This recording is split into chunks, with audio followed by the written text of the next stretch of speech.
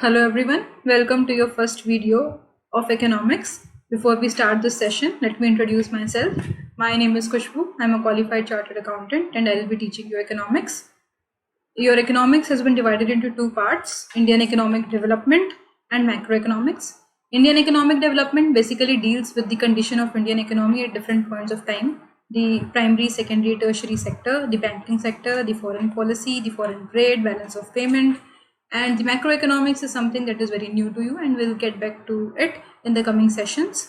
Today we will be starting with chapter 1 of the book Indian Economic Development, and throughout the course we will be referring to the book of T.R. Jain sir.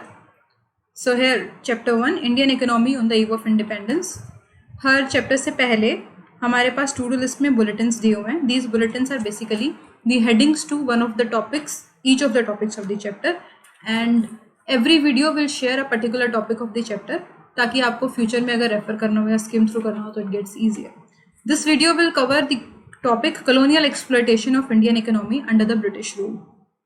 Now British rule में Indian economy की exploitation हुई, that we all know, लेकिन कैसे हुई और different sectors, primary, secondary, tertiary sector, that is the agriculture sector and the industrial sector, service sector में क्या हुई, और जब on the eve of independence वो हमें छोड़कर गए तब हमारी क्या कंडीशन थी, is all that we are going to study in this.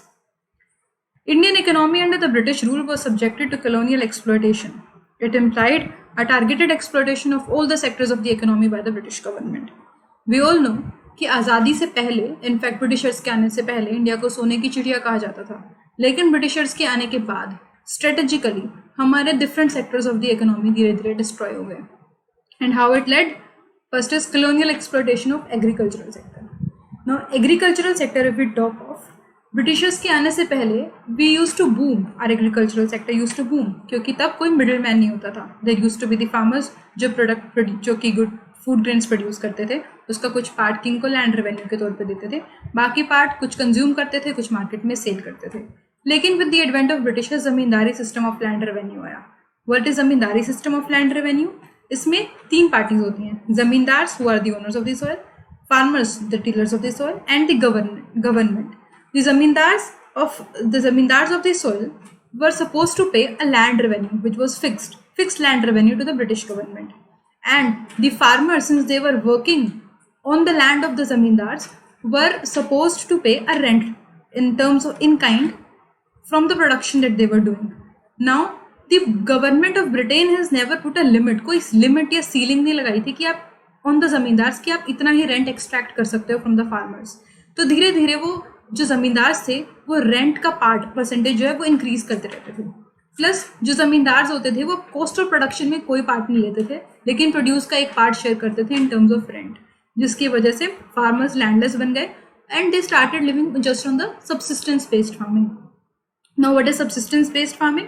It is the farming जो कि आपके लिए इतनी ही सफिशिएंट, उसमें जो प्रोड्यूस आता है वो सिर्फ इतना ही होता है कि आप उससे अपनी फैमिली को फीड कर पाओ. You are not able to generate surplus जिसको आप मार्केट में जाके बेचो और उससे आपको प्रॉफिट हो, जिसकी वजह से reinvestment in agriculture was not there, क्योंकि मेरे पास ना मीन्स है ना रिसोर्सेज है, बीइंग अ फार्मर ना ही इंसेंटिव है कि मैं उसके अंदर री इन्वेस्ट करूँ, जिसकी वजह से on the eve of independence agricultural sector की कंडीशन बहुत खराब थी. Agriculture was exploited through the zamindari system of land revenue. Following observations highlight how the system led to the exploitation of the Indian agriculture. Zamindars were declared as the owners of the soil and they were to pay a fixed sum to the government by way of land revenue and were free to extract as much as they wished or as much as they could from the tillers of the soil, that is the farmers. The tillers of the soil, the actual cultivators, got bare minimum for survival and they were left with no surplus for investment in agriculture. The zamindars, on the other hand, spent their revenue income on the luxuries of life and little or no investment was made for the development of agriculture. These zamindars were least concerned कि agriculture में क्या हो रहा है या फिर इसकी growth के लिए. They were just living and enjoying the luxuries of life. Colonial exploitation of industrial sector. Now Britishers के टाइम पर how our industrial sector was destroyed. हमारी इंडस्ट्री, हमारी Indian industry, the handicrafts, the handlooms, the fibres, fabrics, textile, silk दुनिया भर में famous थी. We used to export them. लेकिन Britishers के आने के बाद उन्होंने डिस्क्रिमिनेटरी टैरिफ पॉलिसी का यूज़ करते हुए हमारे हैंडीक्राफ्ट हैंडलूम प्रोडक्ट के एक्सपोर्ट के ऊपर हैवी ड्यूटीज़ लगा दी. क्योंकि हमारे एक्सपोर्ट के ऊपर ड्यूटी लगा दी, हमारा प्रोडक्ट इंटरनेशनल मार्केट में अनकॉम्पिटिटिव हो गया एंड उसने अपनी मार्केट लूज कर दी। इतना ही नहीं, डोमेस्टिक मार्केट के अंदर भी ब्रिटिशर्स जो है वो अपने ब्रिटिश इंडस्ट्री मेड, क्योंकि वहाँ पे तब इंडस्ट्रियलाइजेशन चल रही थी, उनको इम्पोर्ट करने लगे। और ब्रिटिश मशीन मेड प्रोडक्ट्स जो इंडिया में आए, उनके इम्पोर्ट्स के ऊपर कोई ड्यूटी नहीं लगाई गई। एंड हमारे handmade Indian products were not able to compete with their machine made products, जिसकी वजह से उसकी डोमेस्टिक मार्केट भी डिस्ट्रॉय हो गई। Prior to the British rule, industrial sector in India was well known for its handicrafts. Indian handicrafts, work produced by hand labor, enjoyed a worldwide reputation for their variety and quality. But these were destroyed by the British government in two ways. Foreign demand for the Indian handicraft was destroyed by way of heavy duty on their exports, and domestic demand for Indian handicrafts was destroyed by way of duty-free import of British goods in the Indian markets. Colonial exploitation of international trade. International trade, जैसे कि हमने duties की बात की, हमने discriminatory tariff policy means it was a discrimination, it was a biasness against us, जो कि Britishers use कर रहे थे। Tariff policy means taxation policy के अंदर।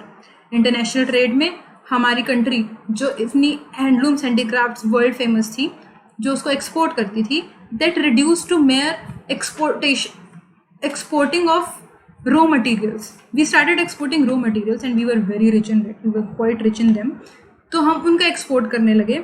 इनफैक्ट हमारे नेचुरल रिसोर्सेज को to the greatest extent exploit किया गया और ब्रिटिशर्स उसको अपनी कंट्री में लेके गए because they needed that for their own industrial production because of the industrialisation process going on there, and also for their industrial products they needed a market which was us. तो उनकी market, उनके produce, उनका जो product था India में import होने लगा और उनके इंपोर्ट के ऊपर कोई ड्यूटी नहीं लगी। रॉ मटेरियल के एक्सपोर्ट पे duty free, finished goods of British government industrialise products duty free, जिसकी वजह से हमारा इंटरनेशनल ट्रेड भी ठप हो गया। एंड इनफैक्ट धीरे धीरे हमारा जो दूसरी कंट्रीज के साथ ट्रेड था वो कट होता गया and ultimately the only country with which we were doing the international trade was British government.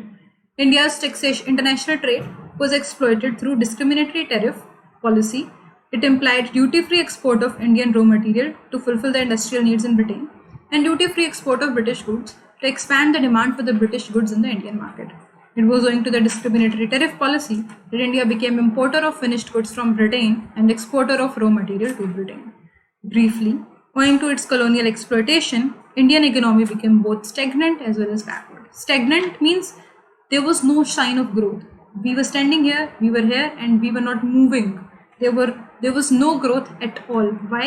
Because we didn't invest. We didn't have the motivation or incentive with the farmers. They didn't have the motivation or incentive with the zamindars. They were least concerned. Britishers, they had their own motives. So this was our first video. Let's read this books as well. Zamindari system of land revenue.